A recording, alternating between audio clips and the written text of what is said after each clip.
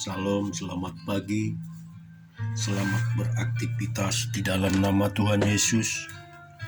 Biarlah kiranya pagi hari ini kita tetap merenungkan firman Tuhan sebagai bekal hidup kita di dalam setiap aktivitas.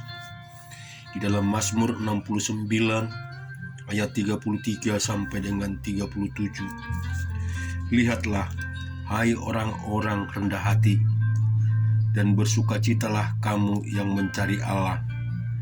Biarlah hatimu hidup kembali, sebab Tuhan mendengarkan orang-orang miskin dan tidak memandang hina orang-orangnya dalam tahanan.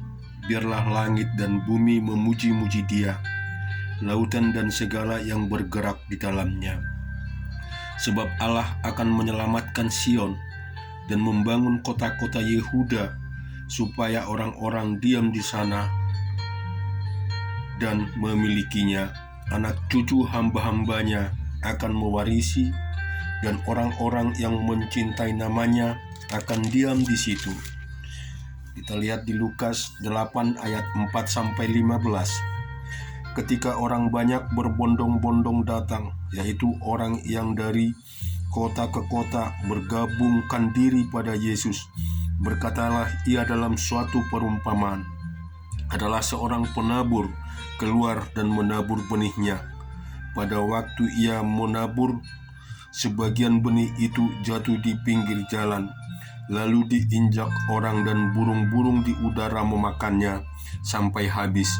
Sebagian jatuh di tanah yang berbatu-batu, dan setelah tumbuh ia menjadi kering karena tidak mendapat air. Sebagian lagi jatuh di tengah semak duri, dan semak itu tumbuh bersama-sama dengan menghimpitnya sampai mati. Dan sebagian jatuh di tanah yang baik, dan setelah tumbuh berbuah 100 kali lipat. Setelah berkata demikian, Yesus berseru, "Siapa mempunyai telinga untuk mendengar, hendaklah ia mendengar." Murid-muridnya bertanya kepadanya, "Apa maksud perumpamaan itu?" Lalu ia menjawab, "Kepadamu diberi karunia untuk mengetahui rahasia kerajaan Allah, tetapi kepada orang-orang lain hal itu diberitakan dalam perumpamaan, supaya sekalian memandang mereka tidak melihat, sekalipun mendengar mereka tidak mengerti." Inilah arti perumpamaan itu. Benih itu ialah firman Allah yang jatuh di pinggir jalan. Itu ialah orang yang telah mendengarnya. Kemudian datanglah iblis, lalu mengambil firman itu dari dalam hati mereka, supaya mereka jangan percaya dan diselamatkan. Yang jatuh di tanah yang berbatu-batu itu ialah orang yang telah mendengar firman itu, menerimanya dengan gembira, tetapi mereka itu tidak berakar.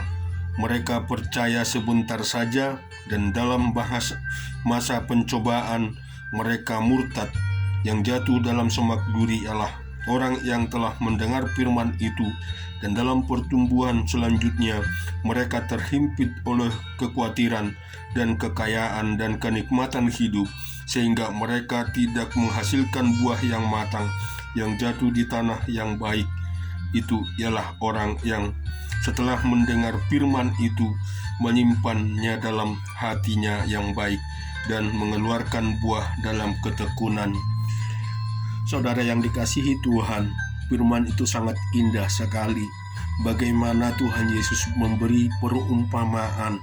Biarlah kiranya bahwa kita adalah orang-orang pilihan yang selalu mendengar, melakukan kebenaran firman itu sampai berbuah 100 kali lipat di dalam kehidupan kita, sehingga setiap kehidupan kita menjadi kehidupan yang diberkati oleh Tuhan. Kita percaya bahwa tidak secara kebetulan bahwa Tuhan Yesus itu memberikan firman ini, tetapi firman ini memberikan kemenangan dan pemeliharaan yang sangat luar biasa buat setiap orang-orang percaya. Amin.